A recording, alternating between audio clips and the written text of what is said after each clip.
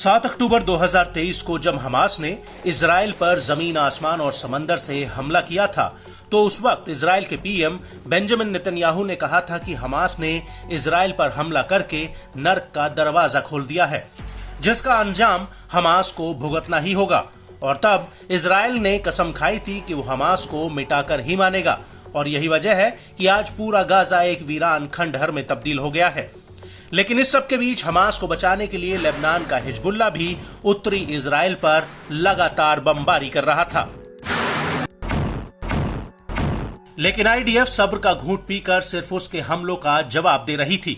लेकिन अब इजराइल ने लेबनान की राजधानी बेरूत में भीषण हमले किए हैं, जिनमें सैकड़ों लोगों की जान चली गई है, जिसकी वजह से इजराइल और हिजबुल्लाह के बीच जंग का ऐलान हो चुका है और इजरायली सेना और हिजबुल्लाह एक दूसरे पर भीषण पलटवार कर रहे हैं।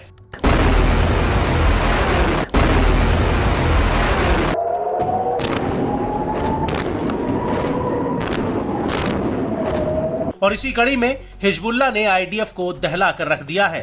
दरअसल हिजबुल्लाह ने 26 सितंबर 2024 को उत्तरी इजराइल पर 2 बहुत बड़े हमले किए।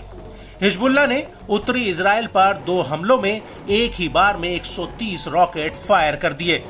हिजबुल्लाह के मुताबिक 26 सितंबर की दोपहर को उसने किरियत मैट्स्किन पर रॉकेटों का पहला जत्था फायर किया।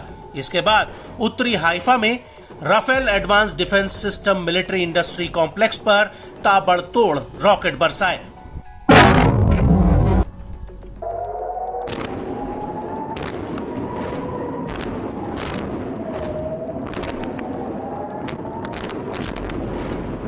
हिजबुल्लाह के मुताबिक उसके बाद किरियत शमूना सेटलमेंट में उसने फलक 2 टाइप रॉकेटों का जबरदस्त हमला किया। और जब हिजबुल्लाह के इन हमलों का जवाब देने के लिए इजरायली फाइटर जेट्स मैदान में उतरे, तो हिजबुल्लाह के लड़ाकों ने उन्हें भी खदेड़ दिया। हिजबुल्लाह के मुताबिक भूमध्य सागर की तरफ से आदलौन की तरफ आईडीएफ के 2 जेट्स आ रहे थे। तभी हिजबुल्लाह ने उनके ऊपर भी मिसाइलें दागी, जिसकी वजह से उन्हें मैदान छोड़कर भागना पड़ा। और इस हमले के बाद आईडीएफ की नॉर्दर्न कमांड के डाडो बेस और अमियात बेस पर भी हिजबुल्लाह ने रॉकेटों का जत्था फायर किया। आपको बता दें कि यहां पर आईडीएफ की 91वीं डिवीजन की रिजर्व ब्रिगेड ठहरी हुई है।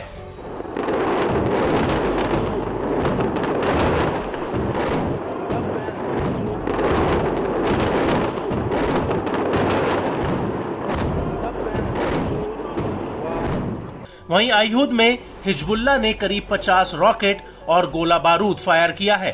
यहां तक कि शिमशन बेस पर भी हिजबुल्लाह ने कई घातक ड्रोन से हमला किया। हिजबुल्लाह के मुताबिक ये ड्रोन हमला आईडीएफ के अधिकारियों और जवानों की पोजीशन पर हुआ। हिजबुल्लाह का ये भी दावा है कि उसने सफाद और किरियत अता पर भी 80 और 50 रॉकेट दागे हैं। इसके बाद मिशहर बेस पर रॉकेटों का जत्था फायर किया गया।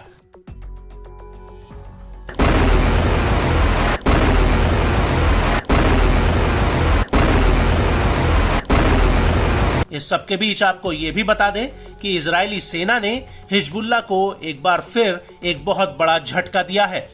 दरअसल लेबनान की राजधानी बेरूत के दक्षिण उपनगरीय इलाके में आईडीएफ ने एक बड़ी एयर स्ट्राइक की है, जिसमें हिजबुल्लाह की ड्रोन फोर्स के मुखिया मोहम्मद सरूर मारा गया है। आईडीएफ का कहना है कि सरूर हिजबुल्लाह की ड्रोन, क्रूज और एरियल डिफेंस का जिम्मा संभालता था और उसकी अगुवाई में इजराइल पर कई हवाई हमले हुए थे।